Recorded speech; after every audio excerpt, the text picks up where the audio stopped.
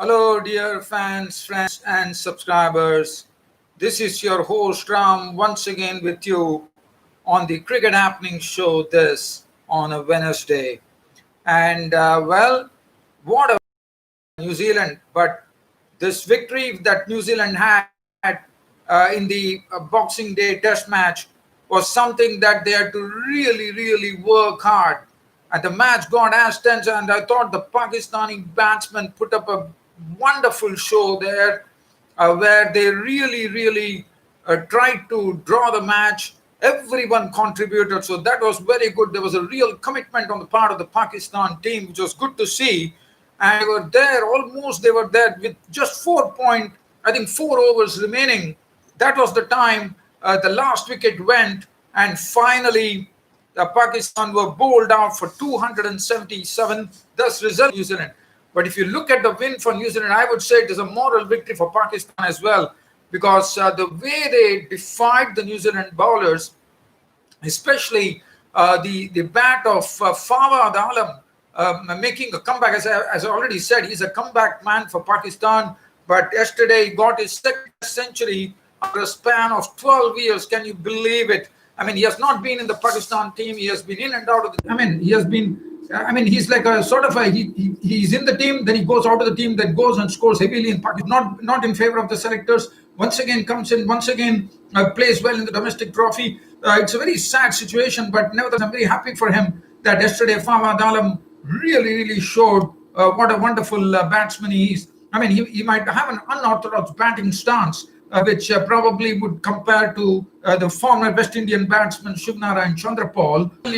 Even if his stance is ungainly, I was just wondering as to how he's getting into. I mean, it's not easy. I mean, he's definitely putting the LBW out of question by moving his front foot, but what I'm trying to see is that even though he's standing in a very awkward manner, and at the point of delivery of the bowler, he quickly adjusts himself to play, and that is something really good to see. The way he comes on. So it was a wonderful, and it was an epic stand at 160 runs partnership. Even the Pakistan captain Mohammad Rizwan played a wonderful hand. They put 160 runs partnership. Fawad Alam was made 102, his second Test century after a gap of 12 years. So that would really give you, that would really tell you what a player Fawad Alam is, and one feels sorry that he has been not been in this Pakistan team for quite a long time. But nevertheless, I'm happy for him. 102 with 14 boundaries. Mohammad Rizwan was another who made 60 with 6 boundaries, and they were the. One was really thinking that Azhar Ali is the man. To me, Azhar Ali was the man. Was the sort of a strong link for Pakistan. I thought that once Azhar Ali is there, Pakistan have a chance. But here in the morning, Azhar Ali very early in the piece, as he went and hung his bat to a ball which was slanting outside the off stump on the corridor, and it was all over. He was caught behind by Watling, 38, and that time the Pakistan score read 75 for 4, and in walked then Mohammad Rizwan, the Pakistan captain. But let's talk. I mean, I think I should be talking more about this particular. First, as I very rightly said, Fawad Alam having a peculiar stance, but the way he did it, I mean, I have to. One has to say full credit. I mean, even Fawad Alam is not in any type of bother. He was quickly getting into position. The bowlers were trying all sorts of things. They have plan A, plan B. They tried to bounce him out. They tried to bowl wideish outside the off stump. They tried all kinds of tricks, but never they were successful. And I would say hats off to Mohammad Rizwan and Fawad Alam for really keeping the New Zealand attack at bay for 2 full sessions, which was pretty good to see. 160-run partnership, and it was leaving the New Zealand bowlers absolutely frustrated because they probably thought after Azhar Ali was dismissed, it was something that they could do, but they probably didn't expect Fawad Alam to come to the party like this. And I have to say that even the defense of Fawad Alam and Mohammad Rizwan was absolutely watertight. As I said, Fawad Alam was getting into position very quickly. Mohammad Rizwan too was very equal to the task. Their defense were like a sort of an impregnable defense where the bowler could not penetrate through. And also both the batsmen, Fawad Alam and Mohammad Rizwan, knew where their off stump was. They never fiddled with balls which were going outside the off stump. They were pretty clear. They were pretty sure about their off stump. And whenever any ball was bowled in the corridor, they just shouldered arms to it by having a close look at it. And that was really good to see. And not only that, Fawad Alam played strokes all around the wicket, offside. Like he's pretty square. He's pretty strong, square on the offside. And also on the onside too, played some good on drives. And also Mohammad Rizwan, whenever he strokes the ball, it is really looking pretty to watch. And he's someone who also plays a sort of a tennis shot. That is a good shot because basically he's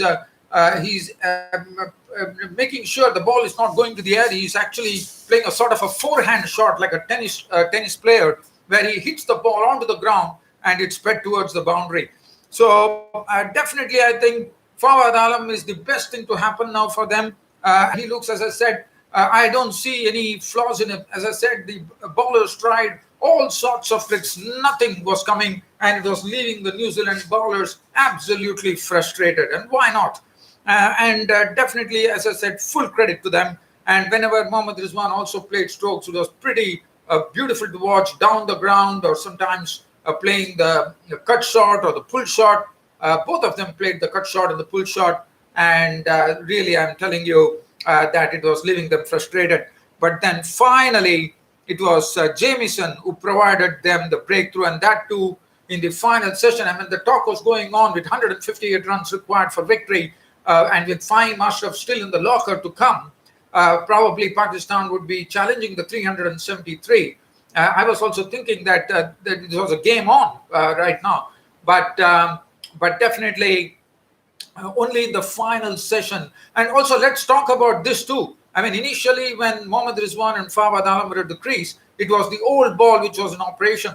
Even though the second new ball was taken, I thought probably the second new ball might work well for New Zealand, and they might be able to pick up a few wickets. Even that could not be. In fact, they actually went and blunted the new ball as well. So really talks a lot about these two players, Mohammad Rizwan and Fawad Alam, showing great commitment and seeing to it that they almost were trying to save Pakistan from a defeat here.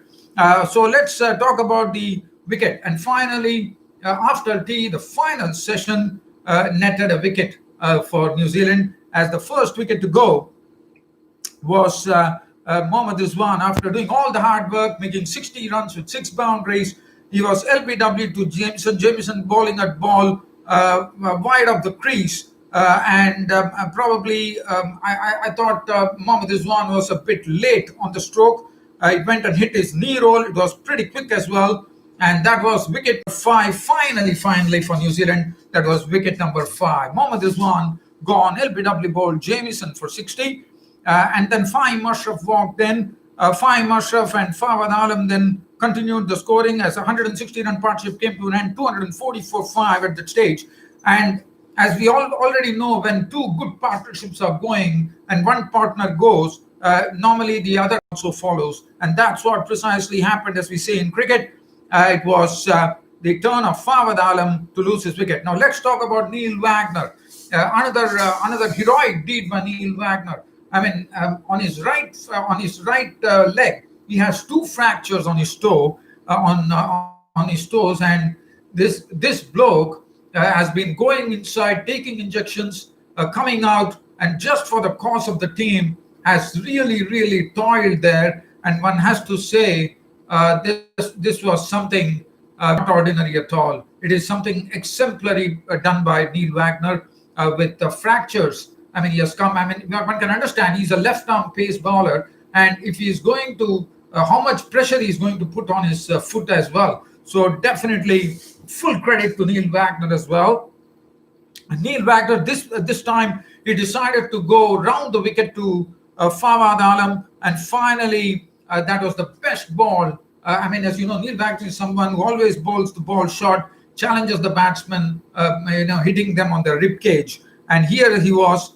He had a very close-in cordon for Fawad Alam, and finally, Fawad Alam gloving the ball, a short ball from Neil Wagner down the leg side, Watling taking the catch, and finally Fawad Alam was walking after a heroic innings. Second Test century after 12 years, Fawad Alam take a bow. 102, 14 boundaries included in that particular knock. Fawad Alam gone, caught Watling ball Wagner, 242 for 6 for Pakistan. Now, Fahim Ashraf was there in the middle. As you know, Fahim Ashraf is an aggressive cricketer, but definitely he was playing according to the needs of the game. And now Yasir Shah came in. And one thought that Yasir Shah is someone who can always stay there, but it was not to be. With the score moved by only 9 runs, Yasir Shah was sent back to the pavilion, this time by Jamieson. This was a ball, I thought, a bit wide outside the off stump. Yasir dangled his bat, he went and poked at it, and it was all gone. It went to the gully region, Saudi took snapped it up. It was the end of Yasir Shah, caught Saudi, bowled Jamieson for naught, and now New Zealand were definitely thinking that they were in with a chance, with Fahim Ashraf only left. And Fahim Ashraf, after another 8 runs were added, Fahim Ashraf also left the scene, unfortunately for Pakistan, and that was the end of Pakistan even thinking of a victory there, as Fahim Ashraf was gone. This was Wagner once again back in the hunt, one could say, and this was another short deliveries from Neil Wagner. It was close to the off stump, and the ball straightened, and that was it. Fahim Ashraf was already done in by that, and the ball had taken the edge and gone and rested in the hands in the gloves of BJ Watling, and that was wicket number 8 for New Zealand. Fahim Ashraf gone, caught Watling ball Wagner for 19 with 4 boundaries. Now they had genuine tail-enders at the crease, Mohammad Abbas and Shaheen Afridi, but one has to again, as I said, Pakistan showed real commitment here from 259. If you look at it, the next wicket fell at 261. But Mohammad Abbas and Shaheen Afridi defied the bowlers Tim Southee and Tim Bolt, and finally, brought Santner into the attack. And Mohammad Abbas was gone as he played across the line, and he was trapped LBW. Mohammad Abbas gone, LBW bowled Santner for 1. And now it was Shaheen Afridi and Naseem Shah. And if you look at it, 261 for 9 was the score at that time. And now it was definitely the onus was on Pakistan because New Zealand knew that they had tailenders in the middle, and it was just a matter of time before they could clinch it. But one has to say, with 12 mandatory overs remaining in the match, New Zealand definitely would have fancied with 2 genuine tailenders in the middle. Shaheen Afridi was doing a very good job of blocking well and seeing to it that he was not succumbing to the New Zealand bowlers. But then, and also, as I said, there was a lot of commitment on the part of the Pakistan team. I mean, Shaheen Afridi eked out only 8 runs, but he occupied 30 balls with 2 boundaries. Naseem Shah also was doing a good job, but with 4 overs to go, New Zealand were really hunting. There was a lot of pressure on the Pakistan batsmen, and you can't expect much from the tailenders, as we all know. And finally, Santner was the one who gave them great relief, as Naseem was definitely in 2 minds whether to defend or whether to go and have a drive. This was absolutely tossed up by Santner around the off stump. And Naseem, as I said, was put in 2 minds. And Naseem decided that it is better to attack, so he tried to hit it over the bowler's head, but Santner put his hand up and picked it up, and that was it. There were joyous scenes for New Zealand, as New Zealand had won the match finally by 101 runs. But I said Pakistan definitely made New Zealand work very hard for it, which was good to see. But what a test match we had. The interest was absolutely riveting, and finally, New Zealand winning the match by 100 runs for the huge relief of the New Zealand cricket fans, and New Zealand going one up in the two Test match series that is happening. The second Test match starts at McLean Park in Napier as far as in the new year. So definitely it's a real celebration for New Zealand as far as the new year is concerned. If you look at the bowling there, 2 for 33 for Tim Southey, Trent Boult 2 for 72, Carl Jamieson 2 for 35, 2 for 55 for Neil Wagner, and Mitchell Santner. The wickets were totally shared, and finally it was all over. But what a Test match!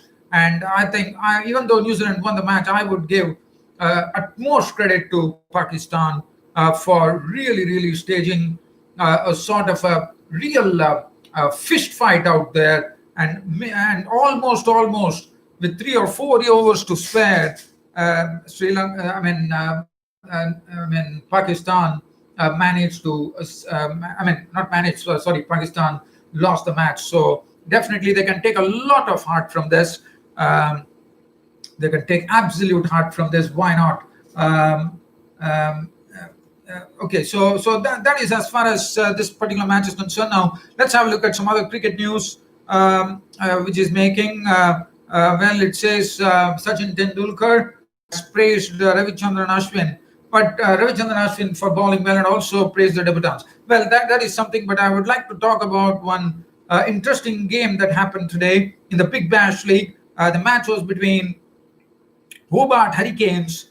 It was Hobart Hurricanes versus Brisbane Heat, and the Hobart Hurricanes won the match by just 1 run, with Brisbane Heat definitely looking absolutely in the hunt. It was something very interesting match where Boland was the bowler, and the Brisbane Heat Hurricanes made 150 all out. Out of the 150 that the Hurricanes made, Mujibur Rehman went on to take a fifer.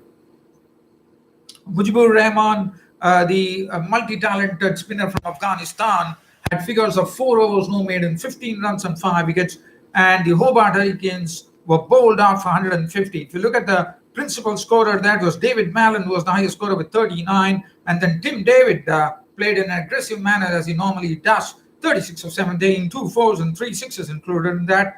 But all the excitement, even after 5 wickets were taken by Mujibur Rehman, the Hobart Hurricanes, the Brisbane Heat could not win this match. As the Brisbane Heat, Max Bryan made 32, Gregory 29, Basley was there at the crease with 49, but what a superb bowling spell from Scott Boland. If you look at his bowling figures, 6 runs were required of the final over, and he made sure that the Hobart Hurricanes will clinch a 1-run victory, as 4 overs no maiden, 2 for 18, bowled superbly to the Brisbane Heat batsmen. And even though a well-set Basley was at the crease, it was Boland who bowled a mix of low full tosses and also some nice balls. I thought some Yorkers, I suppose. And finally, it was all over. Steketee was run out in the final bend. There was a lot of, I would say, drama. And finally, Steketee was run out of the final delivery. So you can just imagine what a close match this was. And finally, Hobart Hurricanes winning the match by just 1 run at the Brisbane Cricket Ground at the Woolloongabba in Brisbane.